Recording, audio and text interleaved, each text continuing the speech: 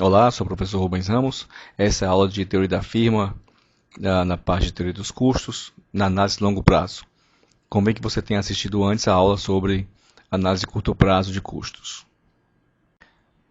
Nessa aula, então, vamos ver como se comportam o custo total, médio e marginal de longo prazo, como é que o retorno de escala pode ser visto na ótica de custos e a ideia da isocusto. No longo prazo, todos os fatores são variáveis. Podemos aqui então ter uma variação, em geral um aumento de fatores fixos, e a variação também de fatores variáveis e em uma nova função de produção e, portanto, em uma nova função de custos. O comportamento dessa nova função será decorrente da existência de retornos constantes, crescentes ou decrescentes de escala. Retomando nossas curvas de custo, temos a curva de custo variável, como já vimos, o seu ponto de mínimo custo variável, a curva de custo fixo e o somatório das duas curvas na curva de custo total, aqui representada na figura, que iremos tomar como base para a análise. Essa curva de custo total, então, possui um ponto de mínimo, que é onde a tangente que vai dar origem ao ponto que toca a curva tem um menor ângulo. E se aumentarmos o custo fixo para o novo padrão, a nova função de custo deverá também tocar no seu ponto mínimo essa mesma reta, de tal modo então que a nova função de custo variável médio tem o mesmo ponto de mínimo custo, mais deslocada adiante. Estas curvas nos mostram que para dois diferentes níveis de escala, os fatores fixos e variáveis, há nos pontos de menor custo o mesmo valor, portanto, retornos constantes de escala.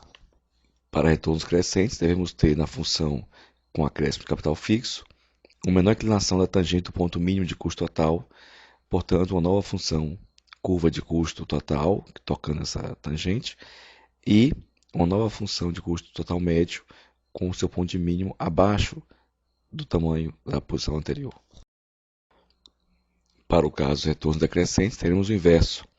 Então, a inclinação da tangente deve aumentar e, portanto, a curva de custo total nova deve subir para tocar no seu ponto de mínimo essa tangente e a curva de custo total médio deve estar acima da posição anterior.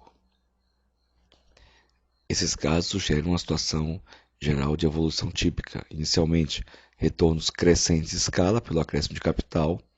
Na fase seguinte, retornos constantes de escala. E passando então para retornos decrescentes de escala.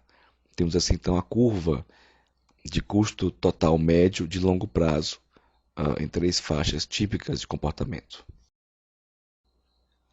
Do mesmo modo que na teoria do consumidor, aqui teríamos as chamadas curvas de isocusto, ou combinação de fatores que resultam no mesmo custo, dado um certo investimento da empresa, combinações de fatores, por exemplo, capital e trabalho, que teriam a mesma resultado em custos para a empresa a um certo nível de produção.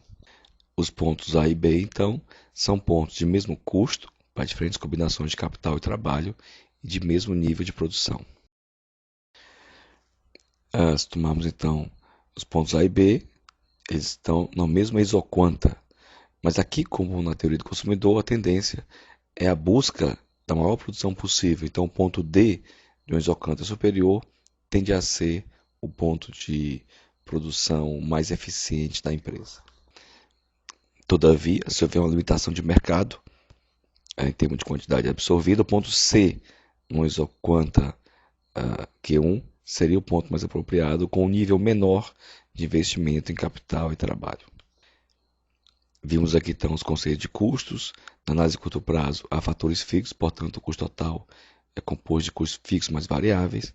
Vimos o conceito de custo fixo, fixo médio, fixo marginal, custo variável, variável médio, variável marginal, custo total médio, total marginal, como se comportam as curvas de todos esses custos.